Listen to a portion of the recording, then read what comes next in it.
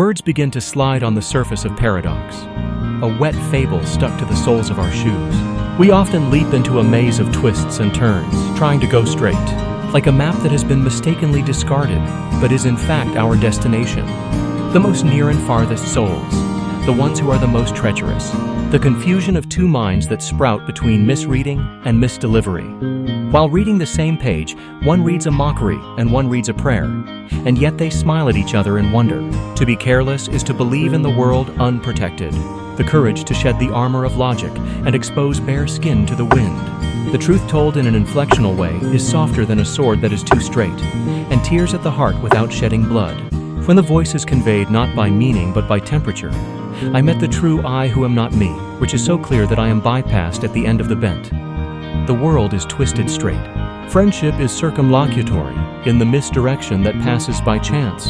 Shadows lurk beyond the twists and turns, and the strings that are tied by the trajectory of the careless brushstroke. Human words tangle ceaselessly, and the breath of a friend who is the most treacherous is also uninterrupted. In a place where endless interpretations swell, the winding road is never called flat. Sometimes Mogaku refuses to be clear. Friendship is as elusive as a shiny particle, drifting between nearness and remoteness. Uncertainty is the key to valorizing human imperfection. The fragments of words scattered unexpectedly color a carelessness that is neither contrived nor accidental. In the labyrinth of life, people are drawing the landscape of the future unguardedly, while their thoughts are also bent. There are shadows around us, a mixture of understanding and misunderstanding. Each one of them sublimates the form of an enormous friendship into an uncertain yet certain bond. A silent pact blooms in an unintended trajectory, becoming a warmth that pervades the body. This series of careless moments is a dance in which anguish and joy become one, curving and encountering the future. Even if the road twists and turns many times, its imperfect beauty brings us new thoughts. And the twists and turns are never mistakes, but a stroke of freedom that resonates with innocent curiosity. Who first called detouring a virtue? When the hearts and minds of the most treacherous soar with words in disarray. Thoughts that avoid the speed of light and creep in the shadows, avoid the straight line. Or my own certainty that has been abandoned. The durability of the illusion of those whose breaths have become so in sync that it becomes meaningless to resist. The angel at 4 a.m. hums discordantly. He stares at the particles shaking at the bottom of his coffee and replies, "I don't believe in it, but I use it." It is a legitimate complicity in the accidents of thought. When after a winding argument they nod to each other in a sudden silence, it is a kind of faith, a kind of surrender. Truth is not a straight line, but a right to stray. An unintended detour along a radial path, an inevitable drift. Our encounter is the denial of the straight line, the antithesis of the idol of efficiency. The edge is like a stain in the margin, not drawn on a well-calculated blueprint. The leakage of a defenseless soul that has shed the polished armor of reason.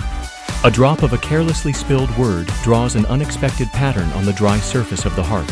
Lack of planning sometimes becomes a festive signal that breaks the boredom of scheduled harmony. The unexpected colors of mutual inattention exude a distorted, yet irresistible charm that perfectionists can never bring themselves to display. The barriers between our hearts melt away as noiselessly as the early spring snows. It is a phenomenon of soul resonance that defies definition by language. They communicate through their eyes alone, exchanging 10,000 words in silence.